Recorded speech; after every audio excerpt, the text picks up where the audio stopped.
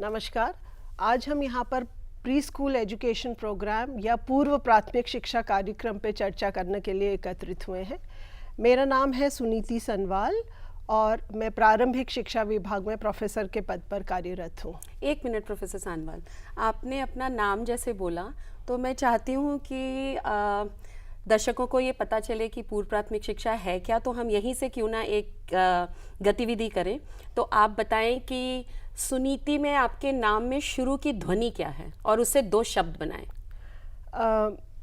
मेरा नाम है सुनीति, मेरे नाम की पहली ध्वनि है स और स से शब्द होते हैं सेब, बिल्कुल सही, संतरा। Very good. अब मैं चाहूँगी प्रोफेसर पद्मा अपना नाम बताएं और यही क्रिया आगे बढ़ाएं।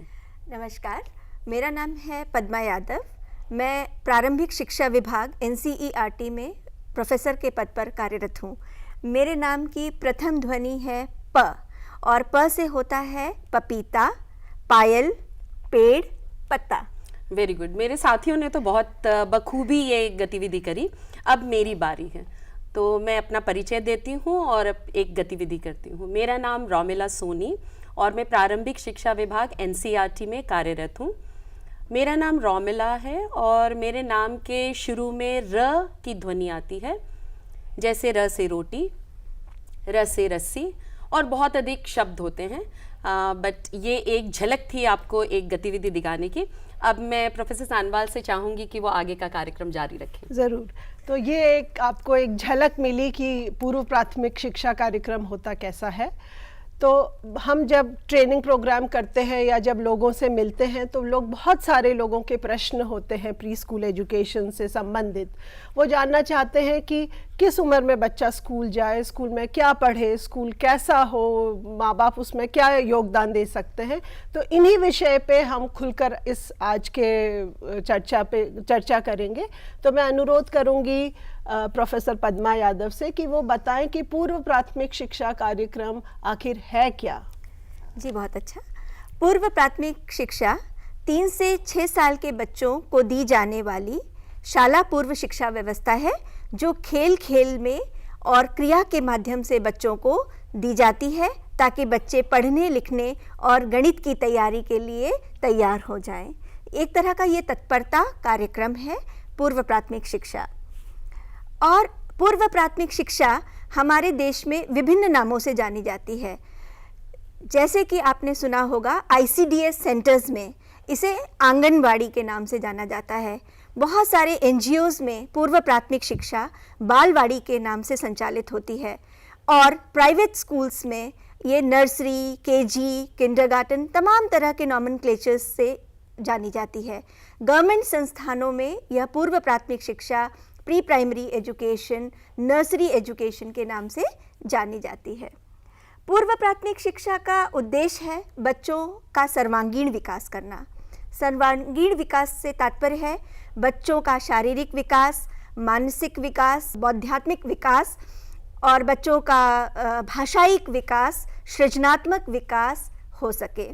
साथ ही बच्चों को पढ़ने लिखने की तैयारी के लिए और प्राथमिक शिक्षा के लिए तैयार किया जा सके। पूर्व प्राथमिक शिक्षा की गुणवत्ता पर बहुत सारे लोगों के विचार हैं। कहीं पर ये खेल खेल के माध्यम से, कविता कहानी के माध्यम से दी जाती है और कहीं कहीं पर यह प्राइमरी एजुकेशन का डाउनवर्ड एक्सटेंशन है। डाउनवर्ड एक्सटेंशन से आपका क्या मतलब है? डाउनवर्ड एक्सटेंशन का मतलब है जो बच्चे को कक्षा 1 या 2 में सिखाया जाना चाहिए, कहीं कहीं पर वह पूर्व प्राथमिक शालाओं में ही सिखाना शुरू किया जाता है।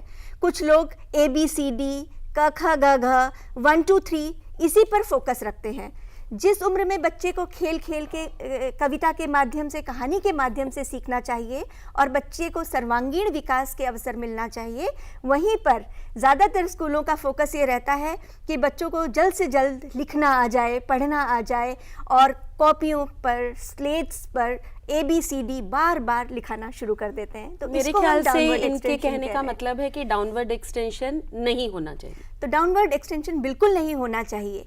तो ये इतना महत्वपूर्ण है। पूर्व प्राथमिक शिक्षा बच्चों के सर्वांगीण विकास के लिए इतनी महत्वपूर्ण है कि इसके अवसर अगर बच्चे को सही उम्र में प्राप्त हो तो बच्चा खेल खेल में खुशी खुशी पढ़ने लिखने के लिए तैयार हो सकता है।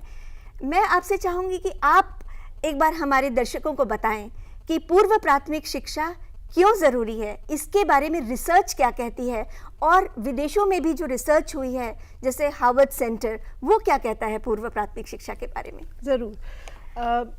जैसा कि आपने बताया कि ये बहुत क्रिटिकल 5 वर्ष हैं बच्चे के, ये 6 वर्ष जो है बच्चे के, ये बहुत क्रिटिकल है। और यहाँ पे हम जितने भी नए रिसर्च हुए उससे हमें पता चलता है कि बच्चे का 90% ब्रेन डेवलपमेंट, मस्तिष्क का विकास ये 6 सालों में, प्रारंभिक 6 सालों में पूर्ण हो जाता है। तो जिस तरह से हम एक मकान बनाते हैं और सबसे ज़्यादा उसमें मकान की अहमियत होती है उसकी नींव, कि अगर नींव मजबूत है तो हम ये मानते हैं कि जो इमारत बनेगी वो भी मजबूत होगी। उसी तरह से जो ये पूर्व प्राथमिक शिक्षा है ये बच्चे के शिक्षा की नींव है, तो ये मजबूत होना बहुत ज़रूरी है। तो हम समझें कि मस्तिष्क का विकास कैसे होता है। हमारे मस्तिष्क में है हज़ारों, बच्चा जब पैदा होता है तो हज़ारों मिलियंस ऑफ न्यूरॉन्स बच्चे के मस्तिष्क में होते हैं। तो बच्चे को सीखने के लिए ज़रूरी है कि वो न्यूरॉन्स जो हैं वो आपस में कनेक्शंस बनाएं। और वो कनेक्शंस बच्चा कैसे बनाता है, जब बच्चे को खेलने के अवसर, एक्सप्लोरेशन के अवसर, बहुत सारे प्रश्न पूछने के अवसर मिले, और कोई अडल्ट, भले ही टीचर, भले ही पेरेंट, ग्रैंड पेरेंट, कोई ऐसा बच्चे के वातावरण में हो जो उसके सारे प्रश्नों के उत्तर दे, उसकी जो जिज्ञासाएं हैं उनको शांत करे। तो इसी तरह से ये न्यूरॉन्स के जो कनेक्शंस हैं ये आगे की जो पूरी शिक्षा बच्चा अपने जीवन में हासिल करेगा उसकी नींव होती है। तो इसको, ये न्यूरल कनेक्शंस जो है ये शुरू के 6 वर्षों में बनने लगते हैं। आइए Harvard centre of developing child की एक वीडियो क्लिपिंग के माध्यम से हम इस बात को और अच्छी तरह से समझें।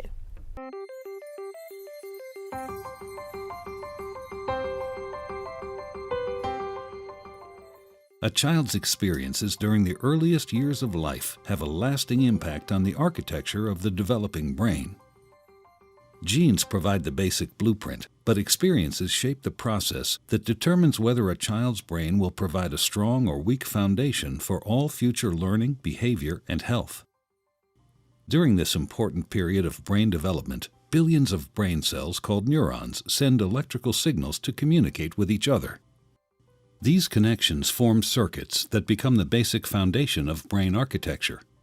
Circuits and connections proliferate at a rapid pace and are reinforced through repeated use. Our experiences and environment dictate which circuits and connections get more use. Connections that are used more grow stronger and more permanent. Meanwhile, connections that are used less fade away through a normal process called pruning. Well-used circuits create lightning-fast pathways for neural signals to travel across regions of the brain. Simple circuits form first, providing a foundation for more complex circuits to build on later.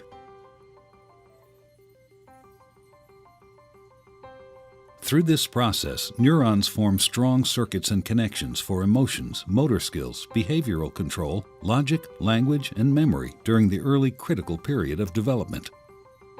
With repeated use, these circuits become more efficient and connect to other areas of the brain more rapidly. While they originate in specific areas of the brain, the circuits are interconnected. You can't have one type of skill without the others to support it. Like building a house, everything is connected, and what comes first forms a foundation for all that comes later.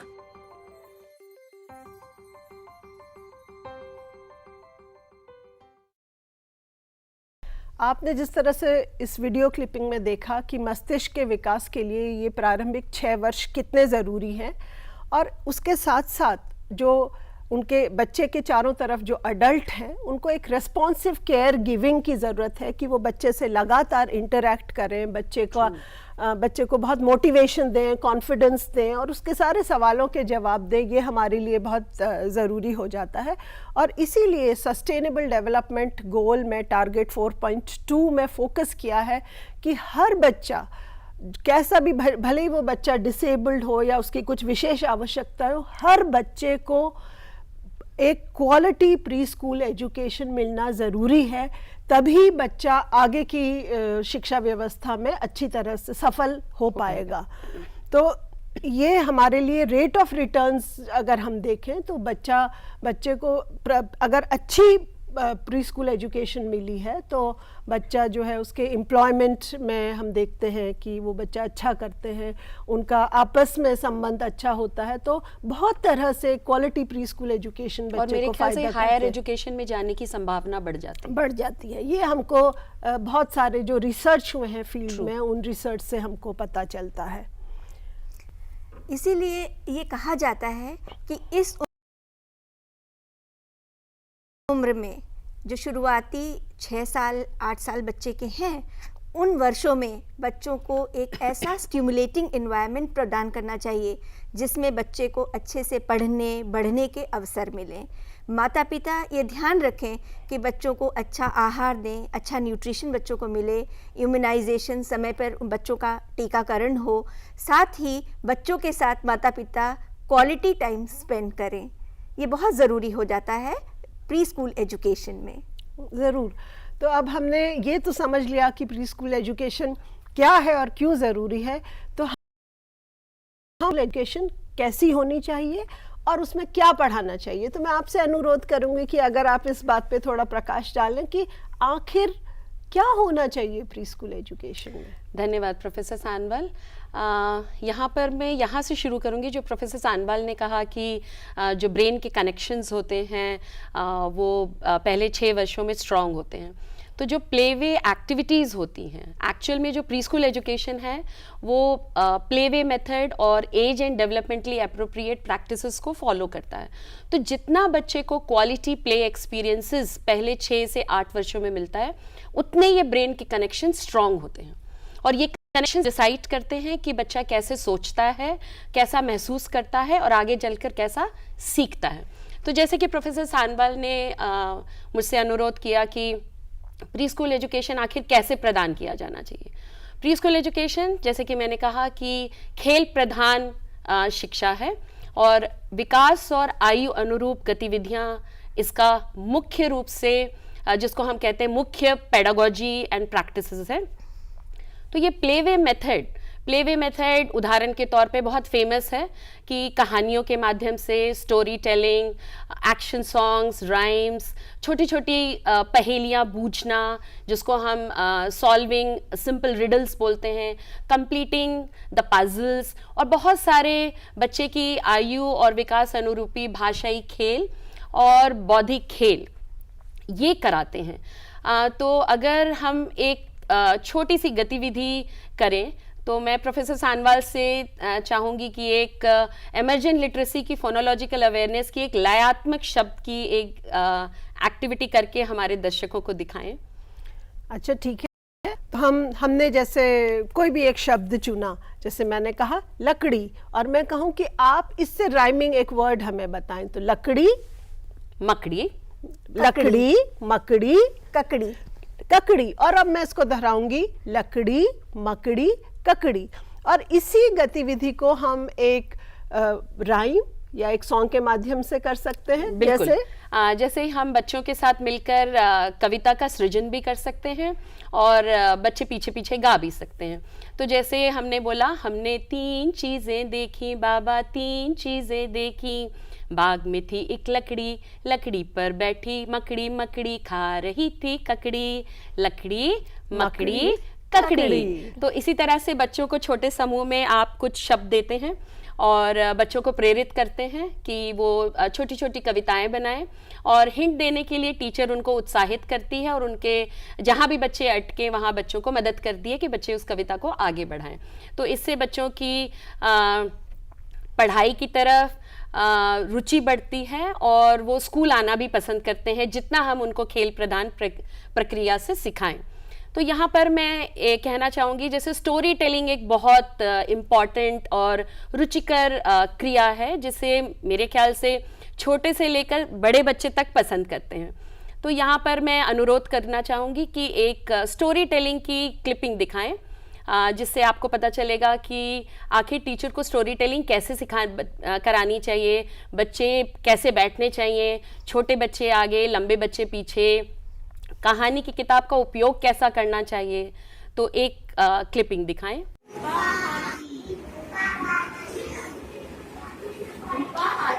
चिड़ियाघर में रहता था।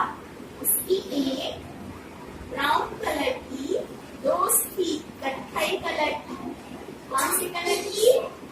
कत्थई रंग की एक दोस्त थी, उसका नाम था चीची चिड़िया। चीची चिड़िया जब चिड़ियाघर के सभी जानवरों को जानती थी। जो रूपा हाथी था वो हर रविवार हर बच्चों को अपनी पीठ पर बैठाकर चिड़ियाघर के जानवरों से मिलवाने ले जाया करता था। कहाँ के जानवरों को मिलवाने ले जाया करता था? चिड़ियाघर के। चीची चिड़िया उसकी बहुत अच्छी दोस्त थी।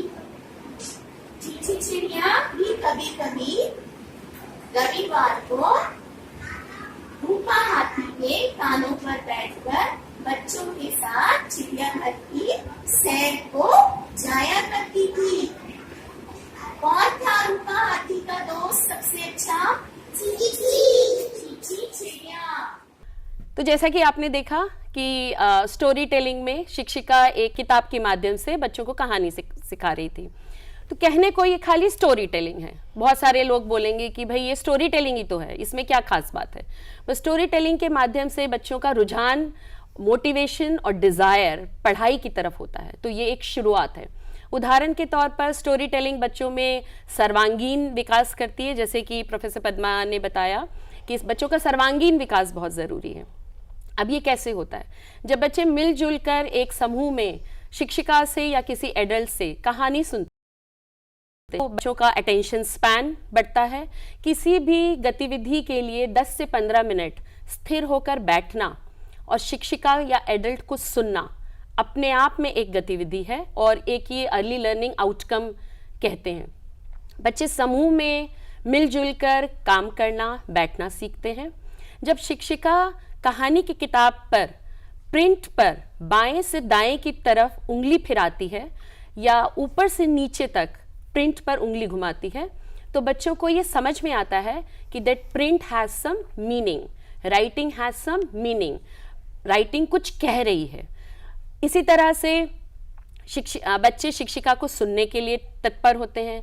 कहानी में बीच बीच में शिक्षिका जब प्रश्न पूछती है तो बच्चे, ये पता चलता है कि बच्चे कितनी तल्लीनता से शिक्षिका को सुन रहे हैं और प्रश्नों का उत्तर देते हैं, साथ ही प्रश्न करते हैं।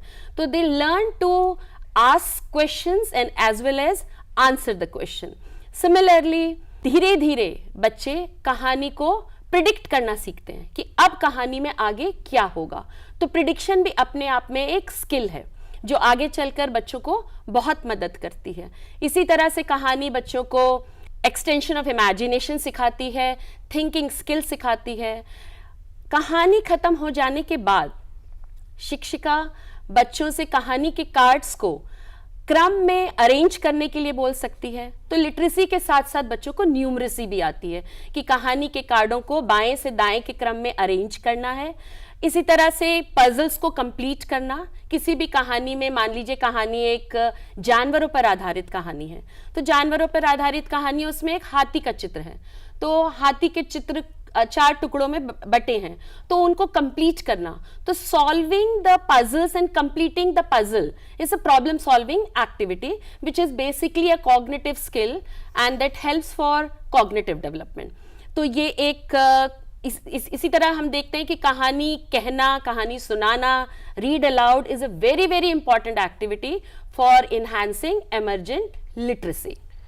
सो ये एक जी आपने बहुत अच्छे से बताया कि कहानी का कितना बड़ा महत्व है।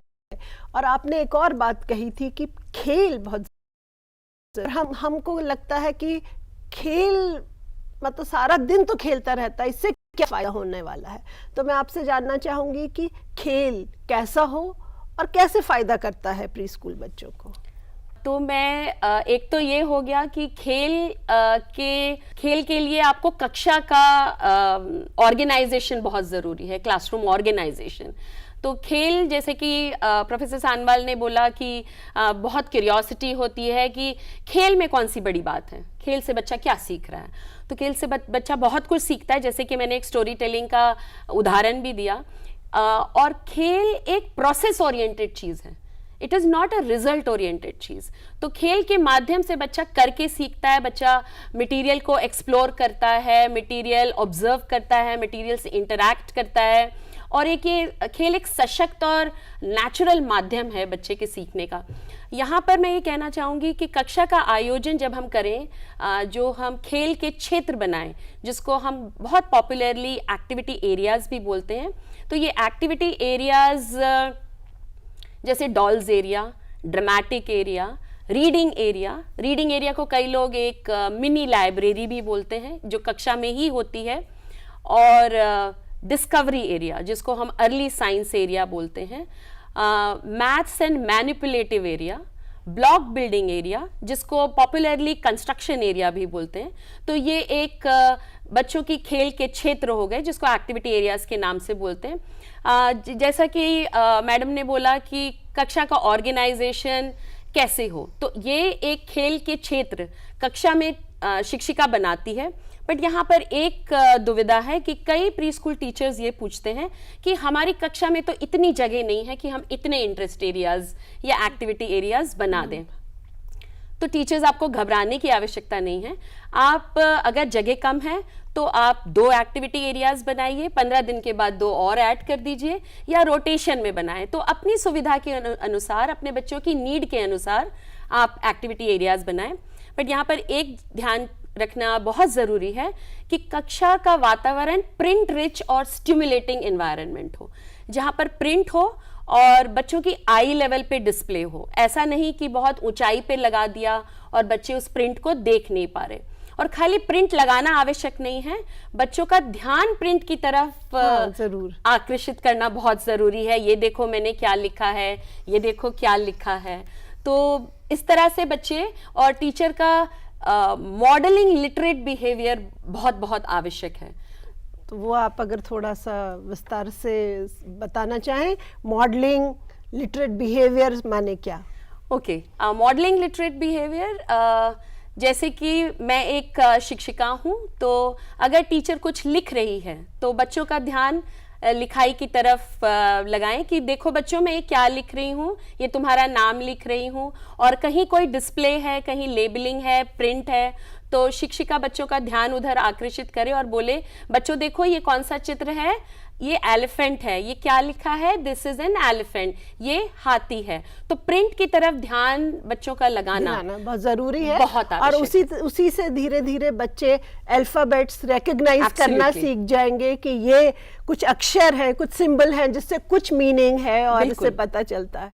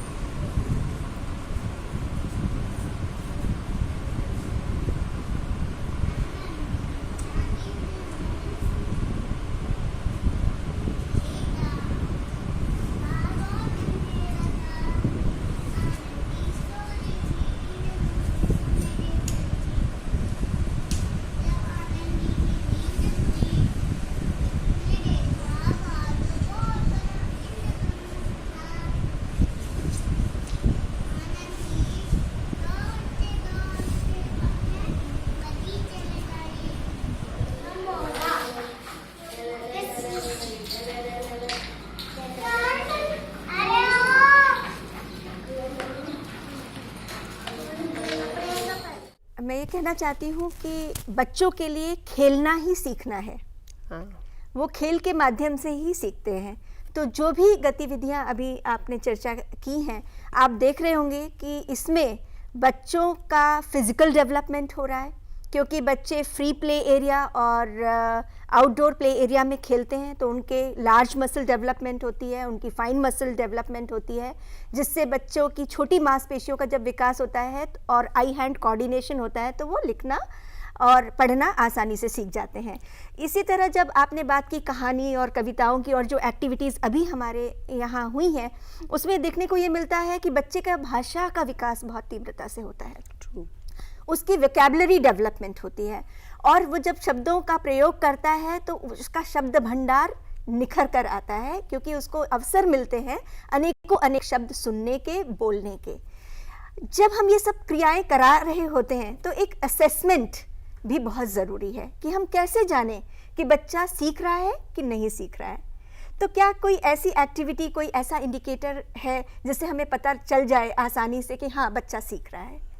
बिल्कुल सही बोला। ऐसा नहीं है कि असेसमेंट से कई बार लोग घबरा जाते हैं कि असेसमेंट कोई पेपर पेंसिल टेस्ट नहीं है, तो ये खेल के माध्यम से ही होता है। जब बच्चे कर रहे होते हैं तो बच्चों को ऑब्जर्व करते हुए हम देखते हैं बच्चे कैसे खेल रहे हैं, बच्चे कैसे बोल रहे हैं, बच्चे कैसे क्रेयॉन्स पकड़ रहे हैं। तो खेल खेल में ही हम जानते हैं कि बच्चे कैसे सीख रहे हैं। इसमें एक बात और ज़रूरी है, माता पिता का इन्वॉल्वमेंट। माता पिता का सहयोग बहुत ज़रूरी है। स्कूल में जो कुछ भी सिखाया जा रहा है उसको सुदृढ़ यदि करना है तो माता पिता को भी मालूम होना चाहिए कि स्कूल में क्या हो रहा है। और ये भी हम अक्सर सुनते हैं कि माता पिता ये मांग करने लगते हैं कि हमारा बच्चा लिखना नहीं सीख रहा है या ABCD पहचानना नहीं सीख रहा है, तो उसने क्या सीखा। तो ये भी बहुत ज़रूरी है माता पिता को समझना कि ये तो बच्चे को अपने आप, अगर आप खेलने के अवसर देंगे तो ये अपने आप आ ही जाएगा। यस। तो आज हमने जाना कि प्री स्कूल एजुकेशन होती क्या है, वो उसको कैसे दिए जाना चाहिए, और वो क्यों इतनी ज़रूरी है कि बच्चा अपने आगे आने वाले सालों में लगातार उन्नति करे और सफल विद्यार्थी बने। नमस्कार। नमस्कार।